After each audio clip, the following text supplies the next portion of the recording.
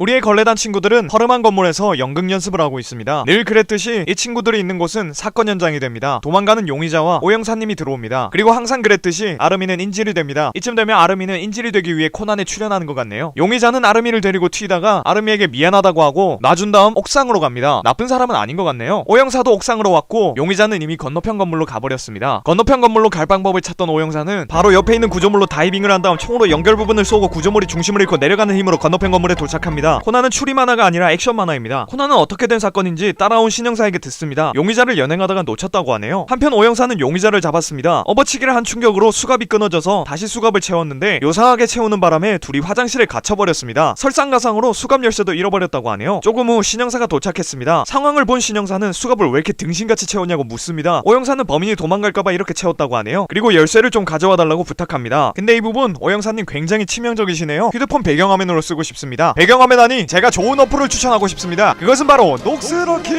배경화면. 이 어플로 말하자면 안드로이드와 애플 모두 지원이 됩니다. 굉장하죠? 하지만 애플은 한글 지원이 안 돼요. 여러분들의 영어 공부를 도와줄 수 있습니다. 아니 이런 공부까지 도와주는 배경화면 어플 당신은 대체 자 이 배경화면의 특징은 뭐가 있느냐? 키워드로 굉장히 쉽게 검색이 가능합니다. 우리 휴먼들은 코난 겁나 좋아하니까 디텍티브 코난을 쳐보면 되겠죠? 바로 나오네요. 마음에 든다면 바로 배경화면으로 만들 수 있다고요? 어머 말도 안 돼. 이뿐만이 아닙니다. 여러분들 배경화면이 움직인다면 믿겠습니까? 이걸로 한다면 배경화면이 움직이기까지 해요. 맙소사. 이건 호그와트에서는 가능한 일일 거야. 아 근데 아이폰은 이 라이브 배경화면은 지원이 안 됩니다. 이런 자 마지막으로 카테고리별로 정리가 잘 되어 있다고요. 게임, 스포츠, 사람 원하는 걸 골라보십시오. 엄청난 배경화면을 원한다면 녹스러키 배경화면. 댓글 고정란에 링크를 넣어놨으니 다운받아보라고. 다시 코난으로 돌아오겠습니다. 일단 이 용의자가 잡히게 된 계기는 피해자의 방에 피해자는 목이 졸린 채로 죽어 있었고 용의자는 술에 취해 침대에 잠들어 있었다고 하네요. 방문이 잠겨 있어서 완전한 밀실이었다고 합니다. 심지어 용의자는 평소에 피해자를 안 좋게 봤다고까지 하네요. 정황상 이 남자가 범인인 게 확실한데 남자는 자신이 안 죽였다고 확신하고 있습니다. 도망친 이유는 비행기 시간 때문이었다고 합니다. 시카고에 있는 딸의 결혼식에 가기 위한 비행기라고 하네요. 안타까웠는지 오영사는 신형사에게 나는 움직일 수 없으니 내일 오후까지 진범을 잡아오라고 말합니다. 경찰서에 돌아갔다간 심할 써며 수갑 열쇠며 비행기 시간에 늦을 수도 있으니 혼자 갔다 오라고 하네요. 도움을 주기 위해 연쇄살인마와 절세미녀 그리고 짐승 3마리도 같이 가기로 합니다. 신형사는 오영사가 자신을 믿어준다는 느낌에 기분이 좋습니다. 그러다가 오영사는 반장님을 좋아했던 걸 기억하며 실망하네요.